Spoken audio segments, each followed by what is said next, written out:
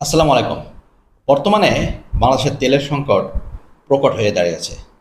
এটা যতটুকু বোঝা যায় যে এটা কৃত্রিম সংকট।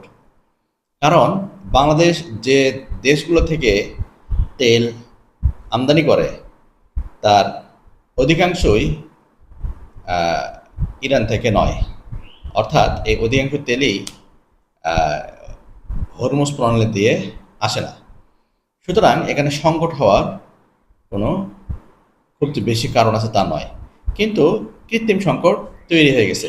এর প্রধান কারণ হচ্ছে যে আমাদের কিছু বিবেকবান মানুষের অভাব, অর্থাৎ কিছু বিবেকহীন মানুষের লোভ এবং সাধারণ মানুষকে বিপদে ফেলার একটা প্রকট ইচ্ছা।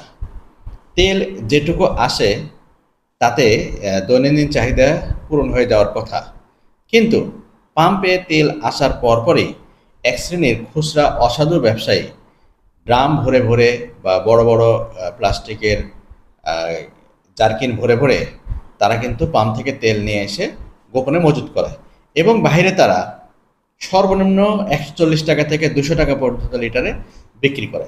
অথচ সরকারি মূল্য হচ্ছে 116 টাকা। একবার ভেবে দেখেন যে কতটা বিবেকহীন হলে মানুষ এমন কাজ করতে পারে। এই পেট্রোলের অভাবে দেখা যাবে যে আমাদের বড় চাষির ব্যাপক ক্ষতি হবে, তারা জমিতে সেচ দিতে পারবে না। সেদিকে কোনো চিন্তা নাই, চিন্তা একটাই, তার পকেটে টাকা ভরতে হবে।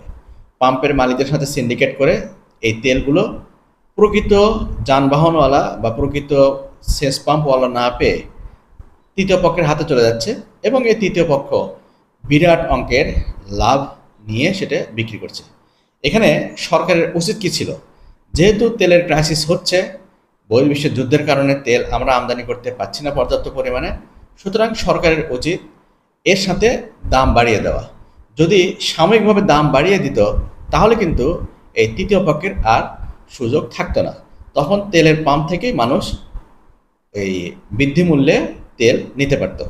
সুতরাং সরকারের উচিত এই বাজারের সামঞ্জস্য করে এই তেলের মূল্য বৃদ্ধি করে সাময়িকভাবে এই মানুষের ভিতরে যে আতঙ্ক ভীতি এটা দূর করা, এবং পাম্প থেকে যেন তেল বাহিরে না যায়, শুধুমাত্র যানবাহন এবং প্রকৃত সেচ পাম্পওয়ালারা যেন মানে এই তেলটা পায় সেদিকে সতর্ক দৃষ্টি রাখা। তাহলে আমরা এই সাময়িক যে সমস্যা আছে সেটা থেকে উদ্ধার হতে পারবো এবং দেশে স্থিতিশীলতা বজায় থাকবে। না হলে পরিণতি কিন্তু শ্রীলঙ্কার মতো হতে পারে।